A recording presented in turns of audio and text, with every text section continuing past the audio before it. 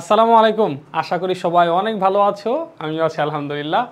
আজকে কিন্তু হচ্ছে বায়োলজির সাজেশন দিব আমরা। ইনশাআল্লাহ চূড়ান্ত একটা সাজেশন দিব। আমরা চেষ্টা করব যাতে হচ্ছে আমাদের এই সাজেশন থেকে একেবারে 100 মানে মিশন 100 100-তে 100 মার্ক যেন কমন পড়ে এবং হচ্ছে যারা একটু প্রিপারেশন যাদের একটু হালকা, যাদের একটু খারাপ প্রিপারেশন, যারা হচ্ছে বায়োলজিটাতে একটু স্ট্রাগল করতেছো, ভালো মার্ক আসে না, তাদের জন্য স্পেশালি সাজেশন। আসলে ক্লাসের যারা ফার্স্ট ক্যাটাগরি স্টুডেন্ট, যারা হচ্ছে টেস্ট পরীক্ষায় 90+ মার্ক তোমরা পেয়েছো বা হচ্ছে ফার্স্ট সেকেন্ড থার্ড টপ 10-এর মধ্যে যারা প্লেসের মধ্যে সবসময় প্লেস করো, তাদের জন্য আসলে বায়োলজি কোনো সাজেশন নাই। আসলে কোনো সাবজেক্টই তাদের সাজেশন ফলো করা যাবে না। তো যারা গোল্ডেনের জন্য পড়তেছো তাদের জন্য স্পেশালি আমার সাজেশন হচ্ছে মানে কোনো সাবজেক্টের সাজেশন ফলো করার দরকার নাই, জাস্ট প্রিভিয়াস ইয়ারের বোর্ড কোশ্চেনগুলোকে মাথায় রেখে তোমরা পড়ে যাও। বাট যারা হচ্ছে একটু ভালো করতে চায়, মোটামুটি দুর্বল স্টুডেন্ট, তাদের জন্য মোটামুটি সাজেশন। সো এই সাজেশনটাই যে চূড়ান্ত সাজেশন এটা থেকেই আসবে এরকম 100% কোনো সিওরিটি আমি দিতে পারতেছি না, কারণ আমি কোশ্চেনটা করি নাই। কোশ্চেন করতে অন্য কোনো টিচাররা, আমাদের জাস্ট বোর্ড কোশ্চেনগুলো অ্যানালাইসিস করে আমরা একটা কাছাকাছি যাওয়ার চেষ্টা করব। তবে এতটুকু ভরসা তুমি রাখতে পারো যে এখান থেকে তুমি অ্যাটলিস্ট মানে A+ পাওয়ার মতো এভারেজ সবগুলা কোশ্চেন, মানে যা বলবো সেখান থেকে কোশ্চেন আসবে, এতটুকু এনশিওর তুমি থাকতে পারো ইনশাল্লাহ। আরেকটা কথা হচ্ছে যে সাজেশন মূলত আমি হচ্ছে একেবারে গ, ঘ, ক, খ, গ, ঘ সব ধরনের সাজেশনই থাকবে, পাবা ইনশাল্লাহ। এবং হচ্ছে MCQ এর সাজেশনও তুমি পাবা।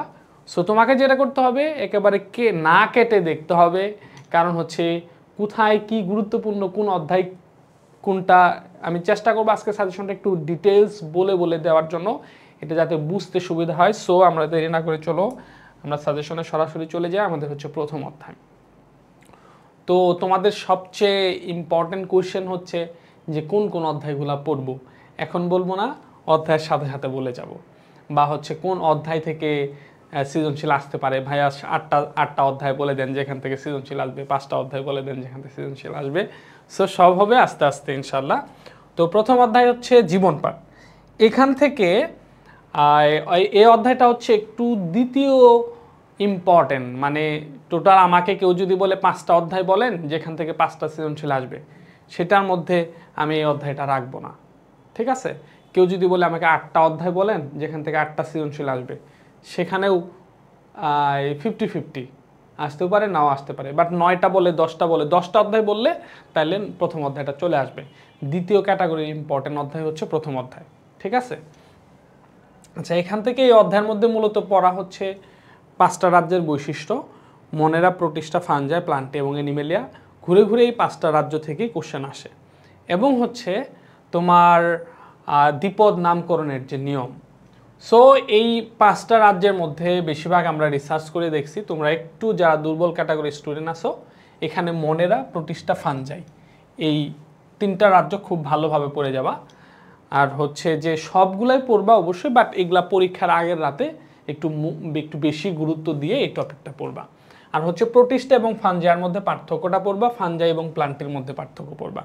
এবং হচ্ছে এই ফাঞ্জাই এবং প্লান্টি এদের মধ্যে কে বেশি উন্নত, ফাঞ্জাইয়ের চাইতে প্লান্টি কেন বেশি উন্নত, ঠিক আছে, এই কোশ্চেনটাও একটু ইম্পর্টেন্ট আছে, গুরুত্বপূর্ণ আছে, পড়বা। আর হচ্ছে দ্বিপদ নামকরণের নিয়ম খুবই গুরুত্ব দিয়ে পড়বা, হচ্ছে দ্বিপদ নামকরণের নিয়ম। কারণ হচ্ছে এই উদ্দীপকের মধ্যে তোমার থাকবে একটা প্রাণীর ছবি থাকবে, একটা মাছের ছবি থাকবে, একটা গাছের ছবি থাকবে, যে কোনো একটা পোকামাকড়ের ছবি থাকবে, বলবে যে এটার নামকরণ কিভাবে হবে, তুমি এটার নামকরণ কিভাবে করবে।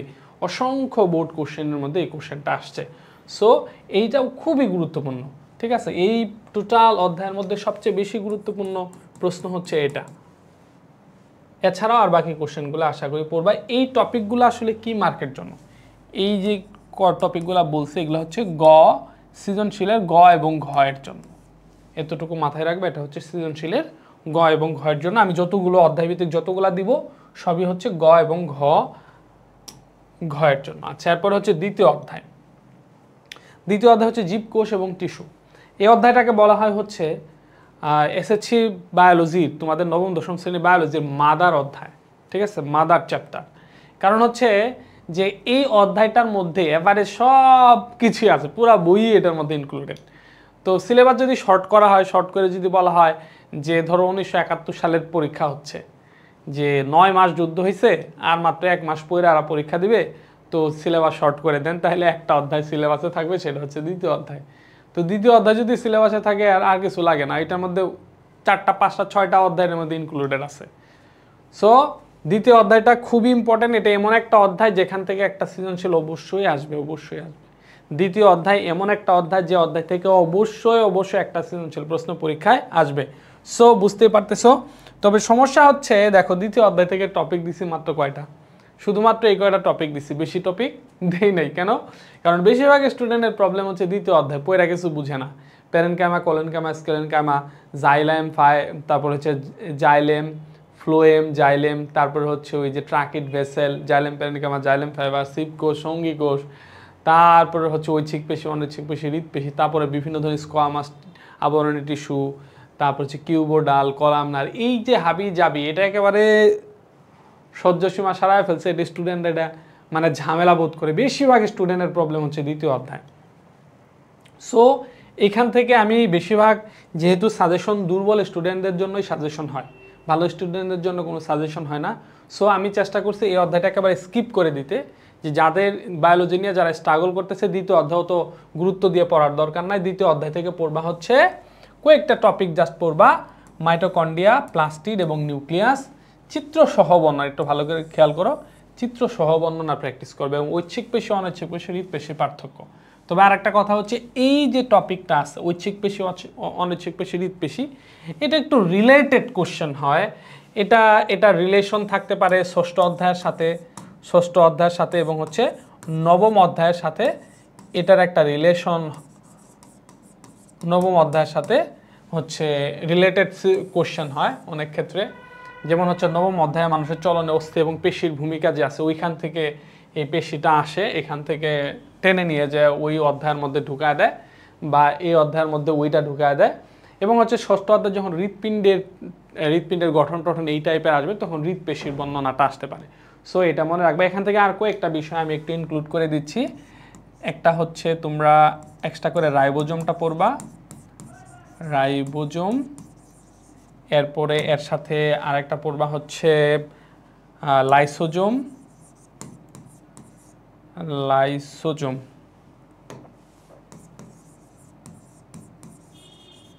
আচ্ছা, এর সাথে আরেকটা পড়বা গোলজি বস্তু।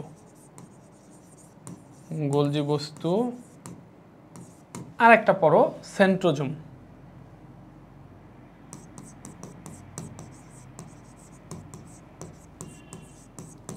তো এই কয়টা টপিক তুমি দ্বিতীয় অধ্যায় থেকে জাস্ট পড়ো, বেশি কিছু না। তুমি পড়বা হচ্ছে মাইটোকন্ড্রিয়া, প্লাস্টিড, নিউক্লিয়াস, আর পড়বা ঐচ্ছিক পেশি, অনৈচ্ছিক পেশি, হৃৎপেশির যে পার্থক্য, তিনটা একসাথে যে পার্থক্য করা যায় ওইটা। তো যাদের কাছে আমার সহজ বায়োলজি বইটা আছে, তোমরা হচ্ছে যে ওইটার মধ্যে দেখবা সুন্দর করে একটা পার্থক্য দেওয়া আছে। ওই পার্থক্য অনুসারে ঐচ্ছিক পেশির বৈশিষ্ট্য লেখা যাচ্ছে, অনৈচ্ছিক পেশির বৈশিষ্ট্য লেখা যাচ্ছে, হৃৎপেশির বৈশিষ্ট্য লেখা যাচ্ছে, আবার তিনটার মধ্যে পার্থক্য লেখা যাচ্ছে। সো পার্থক্যগুলো পড়লে এইভাবে পড়বা, আনসার করা তাইলে হচ্ছে বর্ণনাও করা যাবে, আবার পার্থক্য করা যাবে, ওইভাবে চেষ্টা করবা। এছাড়া রাইবোজোম, লাইসোজোম, গোলজি বস্তু আর সেন্ট্রোজোম, এই টপিক হচ্ছে দ্বিতীয় অধ্যায় থেকে এই পড়ো, বেশি কিছু পড়ার দরকার নাই। আশা করি কমন পাবে ইনশাল্লাহ। এরপর আসা যাক তৃতীয় অধ্যায়। তো তৃতীয় অধ্যায়টা হচ্ছে, এটাও হলো প্রথম অধ্যায়ের মতো মধ্যম শ্রেণীর একটা অধ্যায়, মধ্যম শ্রেণীর গুরুত্বপূর্ণ। তবে আমার কাছে কেন জানি মনে হচ্ছে যে তৃতীয় অধ্যায় থেকে একটা কোশ্চেন এবার আসবে। তৃতীয় অধ্যায়টা হচ্ছে তোমার শর্ট সিলেবাসে ছিল না, যার কারণে বোর্ডের কোশ্চেন একটু কম। কারণ 2020, 21, 22 এগুলো তো শর্ট সিলেবাসে পরীক্ষা হয়েছে। তো যার কারণে হচ্ছে এভারেজ 20 না মনে হয় 21, 22 এগুলা শর্ট সিলেবাসে হয়েছে। তো শর্ট সিলেবাসে হওয়ার কারণে এখান থেকে তো সিলেবাসে ছিল না, এই জন্য কোশ্চেন আসে নাই। বাট হচ্ছে অধ্যায়টা ইম্পর্টেন্ট আছে, এখান থেকেও প্যারা নিও না, জাস্ট আমি যা বলছি তোমরা অবশ্যই ক্লাসের এই পিডিএফটা তোমরা সংগ্রহ করে নিবা। তো এখান থেকে দেখো, এই তৃতীয় অধ্যায়ের মধ্যে মূলত 5টা যে ধাপ আছে, মাইটোসিস বিভাজনের, ক্যারিওকাইনেসিসের যে 5টা ধাপ, prophase, prometaphase, metaphase, anaphase, telophase, এই 5টা ধাপের বর্ণনাই হচ্ছে এই অধ্যায়টার মূল পড়া, এবং মাইটোসিসের গুরুত্ব এবং মিওসিসের গুরুত্ব। তো এখান থেকে প্রোমেটাফেজ, মেটাফেজ, অ্যানাফেজ একটু কমায় দিলাম তোমাদের, যে এটা একটু বেশি গুরুত্ব দিয়ে পড়বা, প্রোমেটাফেজ, মেটাফেজ এবং অ্যানাফেজ। এগুলো একটু চিত্রগুলো একটু ভালো করে প্র্যাকটিস করো, একটু চিত্র সহ প্র্যাকটিস করার চেষ্টা করো। এবং এটা মাস্ট বি চিত্র এই যে দেখো মেটাফেজের বন্ধন আসছে, 100% তোমাকে চিত্র দিতে হবে, চিত্র দিতেই হবে, মাস্ট বি, চিত্র দিতেই হবে 100%। চিত্র না দিলে এখানে তোমাকে স্যার যদি কয় যে এই বিশেষ করে এই অধ্যায়ের জন্য তোমার মেটাফেজের বর্ণনা, অ্যানাফেজের বর্ণনা, প্রোমেটাফেজের বর্ণনা আসছে, তুমি চিত্র দেওয়া না, এটা হইতে পারে না। এইটা খুবই ইম্পর্টেন্ট, এখান থেকে দিতে হবে। আর মিওসিসের গুরুত্ব ভালো করে খেয়াল করবা, গ নাম্বারের ক্ষেত্রে যদি মাইটোসিসের এই যে ধাপগুলো আসে, আর ঘ নাম্বারের ক্ষেত্রে তখন মিওসিসের গুরুত্ব আসবে। আর এখান থেকে এক্সট্রা আরেকটা প্রশ্ন একটু পরে নিবা, সেটা হচ্ছে যে অনিয়ন্ত্রিত মাইটোসিস, অনিয়ন্ত্রিত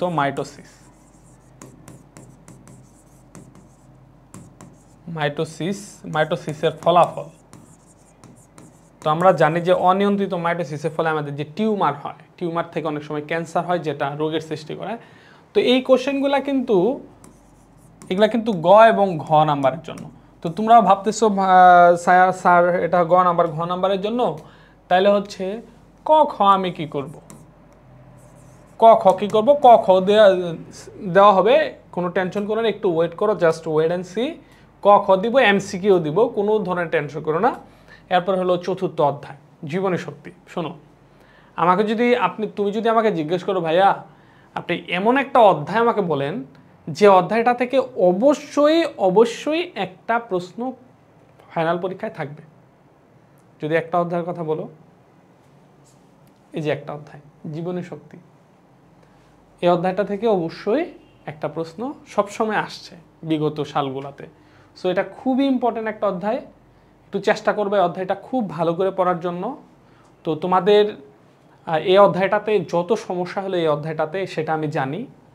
তো এটার জন্য তুমি যেটা করবা, তুমি যদি আমার আগের স্টুডেন্ট হয়ে থাকো, আমার যে ইউটিউব চ্যানেল সেখানে যদি এই অধ্যায়ের ক্লাস করে থাকো, অথবা হচ্ছে যে রেদওয়ান মেথডে আমার এই ফাইনাল রিভিশন প্রিমিয়াম ব্যাচের যে চতুর্থ অধ্যায়ের ক্লাস, এটা পাবলিক করা আছে, তো এটা ইউটিউব থেকে দেখতে পারো। আবার হচ্ছে কি বলে, এই যে রেদওয়ান মেথড যে ফেসবুক গ্রুপ আছে সেখান থেকেও এটা লাইভ করা হয়েছিল, সেটা দেখতে পারো, ঠিক আছে। তো আমি এতটুকু কথা দিয়ে রাখতেছি, এই অধ্যায়ের ক্লাসটা তুমি যদি দেখো তাহলে সবার আগে এই অধ্যায়ের আনসার করবা, ক্লাসটা এত সহজ হয়ে যাবে। জি আমি কনফিডেন্সলি বলতেছি, 100% কনফিডেন্স নিয়ে বলতেছি, তুমি জাস্ট ক্লাসটা একটু করো, যদি এই অধ্যায়ের প্রবলেম থাকে ক্লাসটা করো, ঠিক আছে। আশা করি এই অধ্যায় থেকে কোনো প্রবলেম থাকবে না। তো এই অধ্যায়টার মধ্যে দেখো, এই অধ্যায়টাকে হচ্ছে মূলত দুইটা ভাগে বিভক্ত আমরা জানি, একটা হচ্ছে সালোক সংশ্লেষণ আর একটা হচ্ছে শ্বসন, দুইটা পার্ট। এটা তোমাকে একটু সাজেশনটা দেওয়ার পরে একটু সহজ করে দিব। তো এখান থেকে সালোক সংশ্লেষণ থেকে আলোক নির্ভর পর্যায় যেটা বা আলোক পর্যায় যেটা, এটা একটু ভালো করে পড়বা, গুরুত্ব দিয়ে পড়বা। আর হচ্ছে শ্বসন থেকে যেটা পড়বা সেটা হচ্ছে গ্লাইকোলাইসিস এবং ক্র্যাবস চক্র। আমরা জানি সবার শোষণের হলো 4টা ধাপ আছে, গ্লাইকোলাইসিস, এসিটাইল CoA, ক্র্যাবস চক্র, ইলেকট্রন প্রবাহতন্ত্র। তো এই ক্র্যাবস চক্র যেটা এবং গ্লাইকোলাইসিস, এই দুইটা ধাপ একটু ভালো করে পড়বা। আর সালোক সংশ্লেষণ এবং শ্বসনের যে গুরুত্ব আছে, তো বিষয়টা হলো এরকম, যদি উপরে গ নাম্বার আলোক নির্ভর পর্যায় বর্ণনা আসছে, ঘ নাম্বারে গিয়ে সালোক সংশ্লেষণের গুরুত্ব আসবে, বা গ নাম্বারে গিয়ে গ্লাইকোলাইসিসের বর্ণনা আসছে, ঘ নাম্বারে গিয়ে শ্বসনের গুরুত্ব আসবে, এভাবে বিষয়টা হচ্ছে এরকম। সো এগুলো হচ্ছে গ এবং ঘ নাম্বারের জন্য।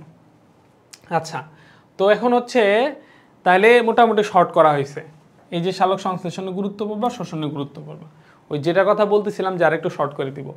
এটা হচ্ছে যেহেতু দুইটা পার্টে বিভক্ত, তোমাদের প্রিভিয়াসের 2024 সালের এসএসসি বোর্ড কোশ্চেনটা তোমরা একটু দেখবা, ওইখানে দেখবা যে চতুর্থ অধ্যায়ে কোন পার্ট থেকে প্রশ্ন আসে, সালোক সংশ্লেষণ থেকে আসছে না শোষণ থেকে আসছে। যদি শোষণ থেকে আসে তাহলে শোষণ বাদ দিয়ে সালোক সংশ্লেষণটা বেশি গুরুত্ব দিয়ে পড়ো, আর যদি সালোক সংশ্লেষণ থেকে এসে থাকে তাহলে সালোক সংশ্লেষণ বাদ দিয়ে শোষণটা বেশি গুরুত্ব দিয়ে পড়ো। কারণ হচ্ছে আমরাও একটু বোর্ড কোশ্চেন টোশ্চেন একটু রিসার্চ করে দেখছি যে একবার শোষণ থেকে আসলে আরেকবার সালোক সংশ্লেষণ থেকে আসে, একবার সালোক সংশ্লেষণ থেকে আরেকবার শোষণ থেকে আসে। তো এটা একটু মাথায় রাখো। তো 4টা অধ্যায় একবার পরীক্ষা হয়েছিল, শর্ট সিলেবাস, পুরো জীববিজ্ঞান বইয়ের মধ্যে মাত্র 4টা অধ্যায় একবার পরীক্ষা হয়েছিল। ওইবার তো এগুলো মানবে না, একটা পুরা 4টা অধ্যায়ের মধ্যে যদি 8টা সৃজনশীল কোশ্চেন হয়, ওই নিয়ম কি তখন আর মানবে? তখন একটা অধ্যায় থেকে 2টা করে সৃজনশীল, সো বাধ্যগতভাবে ওটা দিতে হবে। তো ওই বোর্ডগুলো একটু বাদ দিবা। তো মোটামুটি আমি যেটা বলছি এটা একটু ফলো করার চেষ্টা করবো, আশা করি কাজে লাগবে। এরপর হচ্ছে 5ম অধ্যায় খাদ্য, পুষ্টি এবং পরিপাক। তো তোমাদের আরেকটা কথা বলতেছি, কামানুগিরি কইরা হচ্ছে যে ওই শুধু পিডিএফটা দেখায় বসে থাকো না, জাস্ট আমি যে কথাগুলো বলতেছি এটা শোনো, কাজে লাগবে, কাজে লাগবে, কাজে লাগবে। তো এটা হচ্ছে খাদ্য, পুষ্টি ও পরিপাক। তো এটাও খুবই ইম্পর্টেন্ট, খুবই ইম্পর্টেন্ট। কেউ যদি আমাকে বলে যে ভাইয়া আপনি হচ্ছে আমাকে 5টা অধ্যায় দেন, 5টা অধ্যায়ের নাম বলে দেন, যে 5টা অধ্যায় থেকে অবশ্যই সৃজনশীল প্রশ্ন আসবে বোর্ড কোশ্চেনে। তো কেউ যদি আমাকে বলে যে আপনি 5টা অধ্যায় বলবেন, যে 5টা অধ্যায়ের মধ্যে 5টা সৃজনশীল আসবে, আমি তোমাকে এই 5টা অধ্যায় এখন বলবো যে 5টা অধ্যায় থেকে 5টা সৃজনশীল আসবে, ঠিক আছে? তো তার আগে এটা ইম্পর্টেন্ট, খুবই গুরুত্বপূর্ণ কথা, এটা শোনার আগে তোমাকে একটা বিজ্ঞাপন বিরতি যাইতে হবে। সেই বিরতিটা হচ্ছে যে তোমাদের যে তোমরা তো এখন ফাইনাল পরীক্ষা দিবে, এসএসসি ফাইনাল পরীক্ষা দিবা, তো এরপরে তোমরা ইন্টারমিডিয়েট উঠবা, ভালো ভালো তোমরা কলেজে ভর্তি হবা, যাই হোক। তো তোমাদের জন্য, তোমরা যারা আমার ক্লাস করেছো এসএসসির ক্ষেত্রে বায়োলজি, তো তোমাদের জন্য আমার এইচএসসির বায়োলজি একটা কোর্স আসতেছে, HSC biology basic to pro. So আমি চাইবো তোমরা আমার কোর্সটাতে ভর্তি হয়ে যাবা। আমি তোমাকে বলতেছি না যে আমি বাংলাদেশের মধ্যে বেস্ট টিচার, আমার কোর্সে আসো না। বাংলাদেশের মধ্যে অনেক ভালো ভালো টিচার আছে যাদের আমি স্টুডেন্ট হওয়ার মতো আর কি, ঠিক আছে?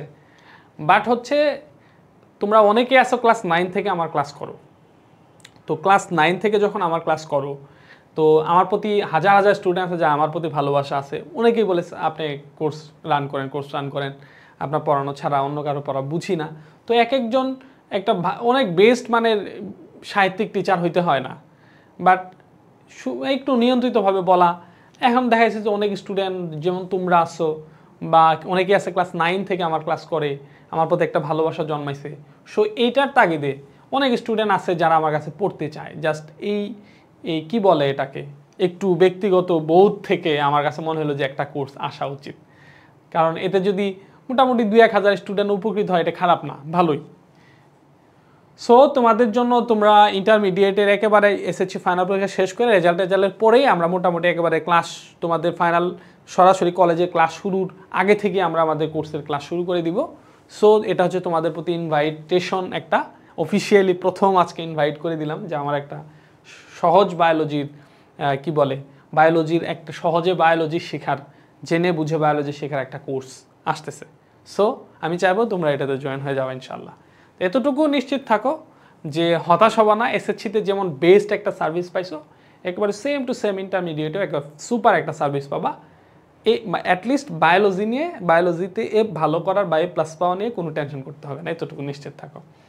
আর এখান থেকে 5ম অধ্যায় থেকে যে জিনিসটা পড়বা সেটা হচ্ছে, বলি নাই 5টা অধ্যায়, যে 5টা অধ্যায় আমাকে কেউ যদি বলে যে 5টা অধ্যায় বলে দেন যেখান থেকে 5টা সৃজনশীল আসবে। 1 নাম্বার অধ্যায় হচ্ছে চ্যাপ্টার 2, অধ্যায় 2, অধ্যায় 4, অধ্যায় 5, অধ্যায় 12 এবং অধ্যায় 13। 2, 4, 5, 12, 13 এই 5টা অধ্যায় থেকে 5টা সৃজনশীল পরীক্ষায় আসবেই। আমার অনুমান আর কি, পরীক্ষার প্রশ্ন তো আমি করি নাই, বাট এই 5টা অধ্যায় তোমাকে বলে দিলাম। আর কেউ যদি 8টা প্রশ্নের উত্তর শুনতে যে 8টা অধ্যায় বলেন, ওই 8টা অধ্যায়তে বাকি 3টা অধ্যায় একটু পরে বলবো, আগে এটাতে দেখো। তো এটা হচ্ছে 5ম অধ্যায় থেকে পড়তে গেলে অবশ্যই আমাকে বিএমআই এবং বিএমআর এর মান নির্ণয় করা শিখতে হবে। 2টা অঙ্ক আছে, তোমরা দেখবা বিএমআর এর সূত্রটা অনেক বড়, ছেলেদের ক্ষেত্রে আলাদা, মেয়েদের ক্ষেত্রে আলাদা, 2টা সূত্র আছে। দয়া করে হাত পা ধরে বলতেছি ভাই, হাইলি রিকোয়েস্ট করতেছি, বিএমআর এর যে সূত্রটা আছে ছেলেদের মেয়েদের, এটা মুখস্থ করো। খুবই ইম্পর্টেন্ট। পরীক্ষায় যে কোনো সময় গ নাম্বারের ক্ষেত্রে বেশিরভাগ গ নাম্বারের মধ্যে দেখবা বিএমআই, অনেক সময় ঘ নাম্বারেও আসে যে ডাক্তার তাকে কোন ধরনের পরামর্শ দিবে, এই টাইপের কোশ্চেন। সো এই বিএমআই আর বিএমআর এর মান নির্ণয়টা একটু ভালো করে প্র্যাকটিস করবা, এবং হচ্ছে যকৃত এবং অগ্নাশয়ের বর্ণনাটা ভালো করে পড়বা। যকৃত এবং অগ্নাশয়ের বর্ণনা তোমরা এটা কিন্তু একটু অগোছালো ভাবে দেওয়া আছে। তোমরা যাদের আমি বলতেছি যাদের কাছে সহজ বায়োলজি বই আছে এই বইটা থেকে দেখবা, বইটার মধ্যে খুবই সহজ করে সুন্দর করে স্টেপ বাই স্টেপ দেওয়া আছে।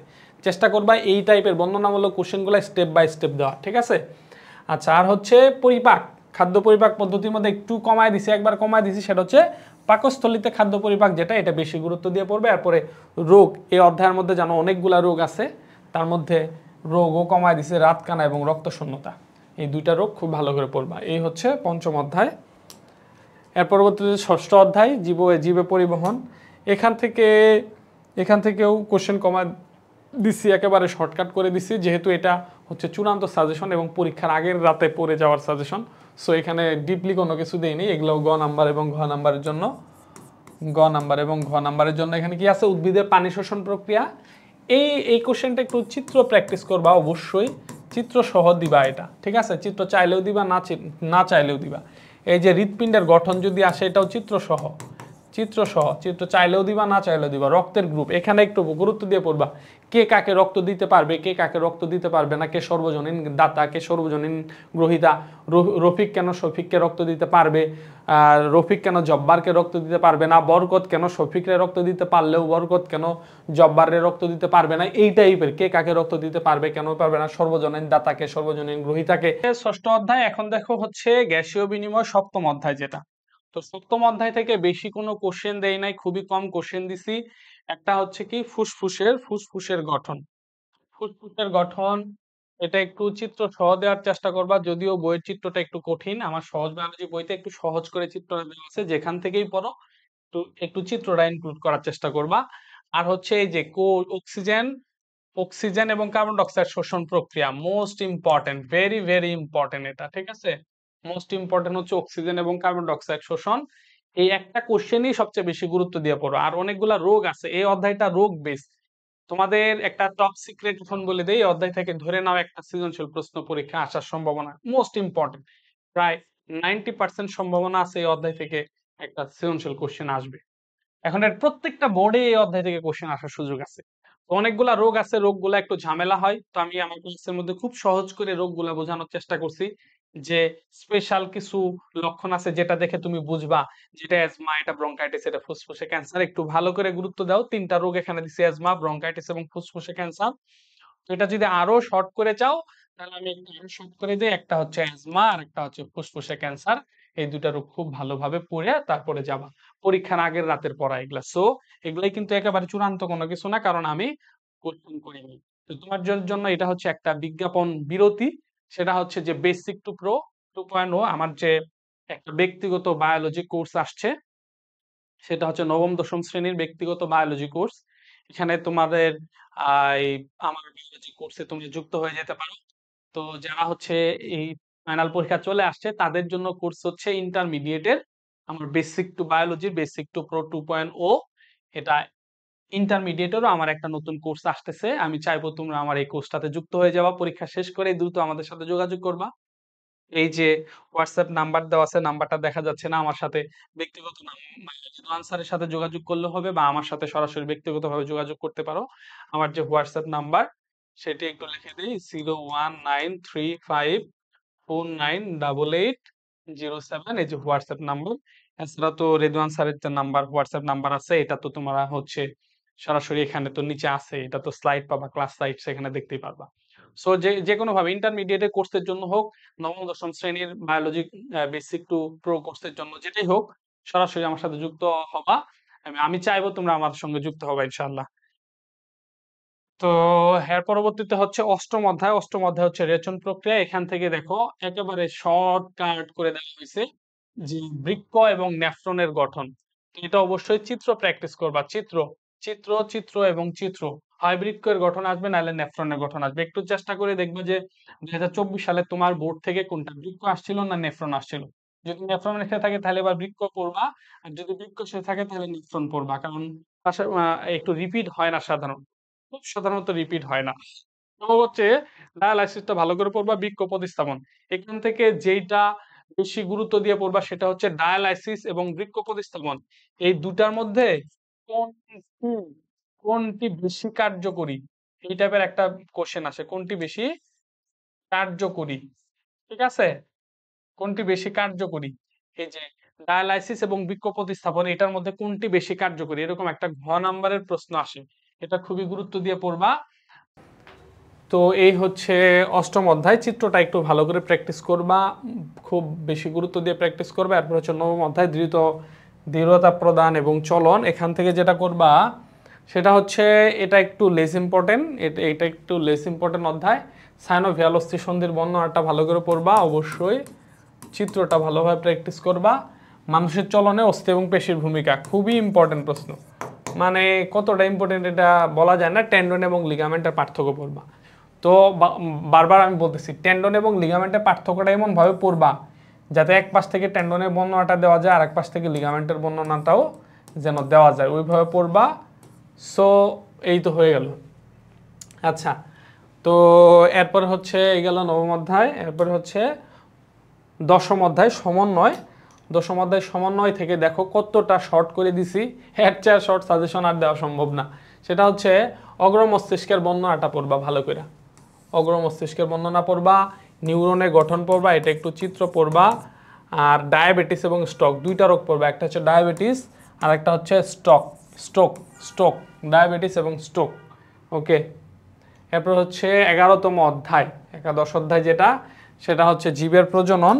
জীবের প্রজনন ইম্পর্টেন্ট। কেউ যদি আমার কাছ থেকে 8টা অধ্যায় চায় যে ভাইয়া আপনি 8টা অধ্যায়ের নাম বলেন যেখান থেকে 8টা সৃজনশীল প্রশ্ন আসবে, তাহলে একটু আগে 5টা বলছি, ওই 5টা এখন বলবো না। একটু আগে 5টা বলছি, ওই 5টা এখন বলবো না, এখন আর 3টা বলবো। আর 3টার মধ্যে একটা হচ্ছে একাদশ অধ্যায়, একটা হলো একাদশ অধ্যায়, আর হচ্ছে বাকি থাকলো 2টা, একটা হচ্ছে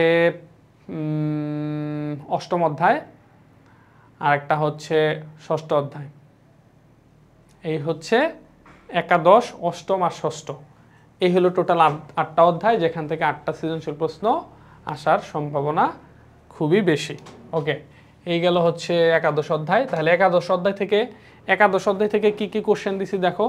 একাদশ অধ্যায় হচ্ছে নিষেকের এই যে পুষ্পস্তবক, আচ্ছা নিষেকের ক্ষেত্রে ধরো চিত্রের মধ্যে পুংস্তবক আছে, স্ত্রীস্তবক আছে, ঠিক আছে, পুংস্তবক আছে, এটা পুষ্পস্তবক লিখছে, এটা হলো পুংস্তবক। তো পুংস্তবক আছে, স্ত্রীস্তবক আছে, এই দুইটার নিষেকের ক্ষেত্রে পুংস্তবক এবং স্ত্রীস্তবকের ভূমিকাটা কি, ঘ নাম্বারের জন্য এটা অনেক ইম্পর্টেন্ট, ঠিক আছে। পুং গ্যামেট এবং স্ত্রী গ্যামেটোফাইটের উৎপত্তি, এই যে বিশেষ করে এই যে পুং স্ত্রী গ্যামেটোফাইটের উৎপত্তি, যেটা খুবই ইম্পর্টেন্ট, এটা চিত্র সহ প্র্যাকটিস করবা। ভ্রূণের বৃদ্ধি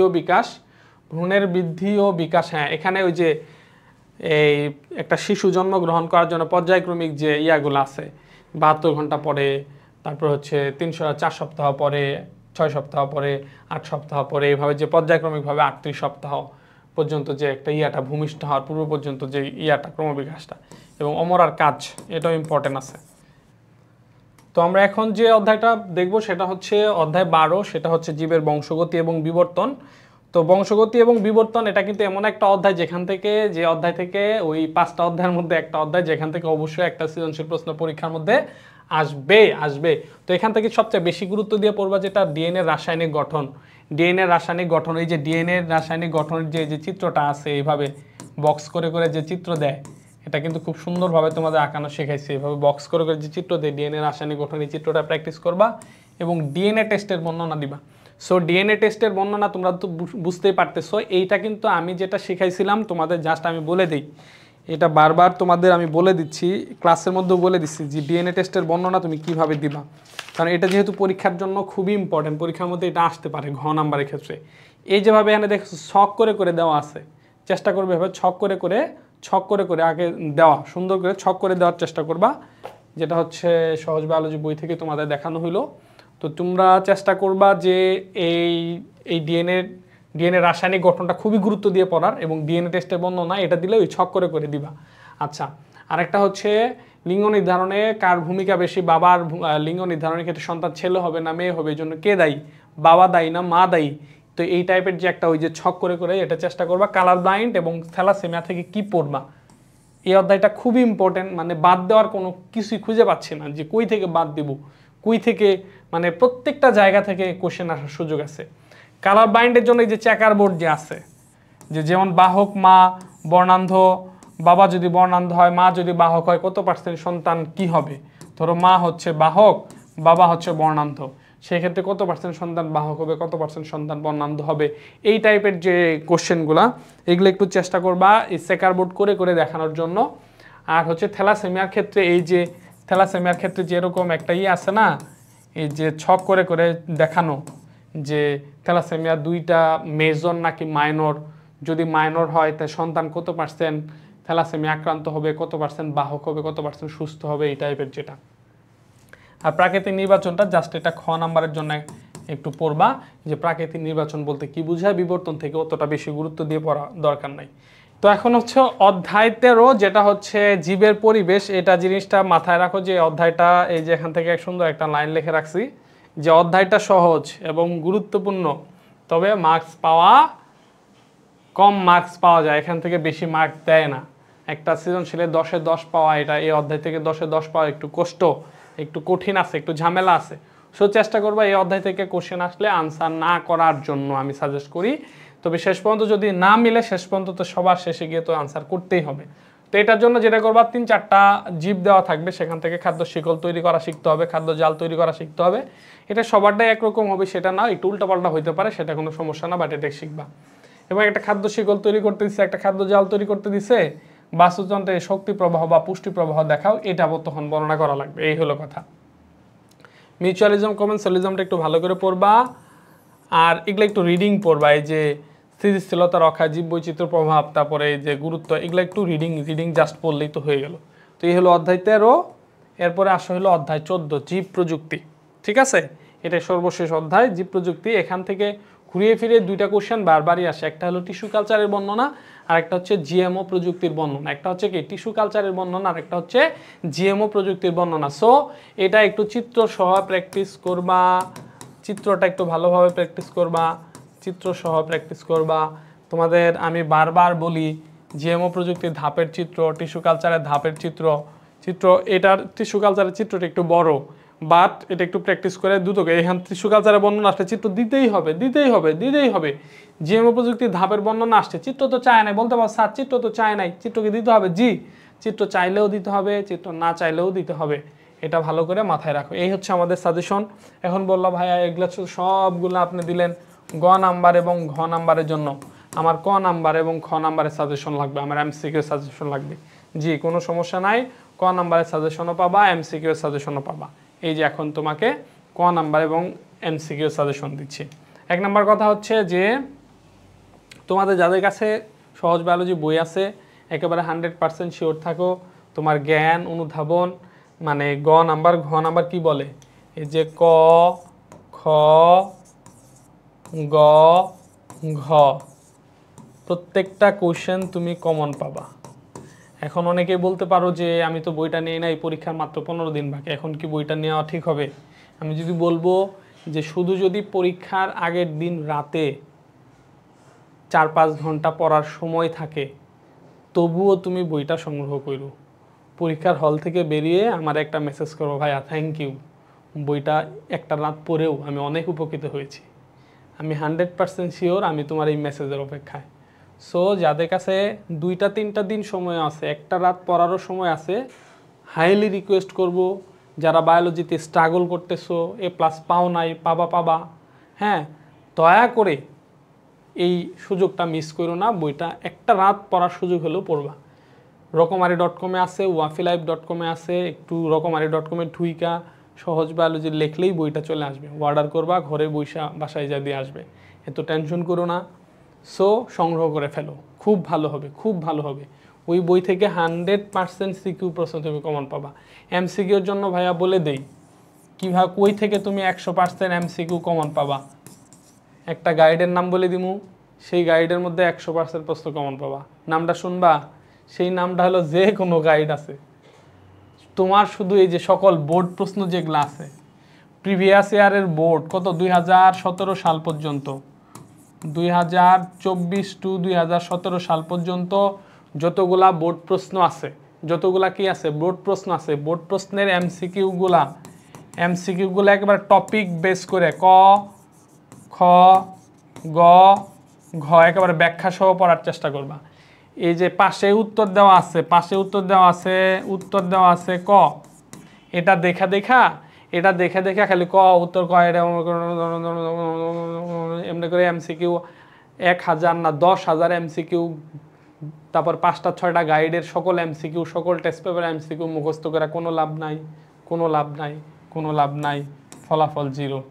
তোমাকে যেটা করতে হবে এমসিকিউ প্রশ্ন, তোমাকে যেটা করতে হবে সেটা হচ্ছে এমসিকিউ তুমি পড়বা হচ্ছে বুঝে নিজে তোমার যে বোর্ড বই আছে, বোর্ড বই দেখে নিজে এমসিকিউ সলিউশন করতে হবে।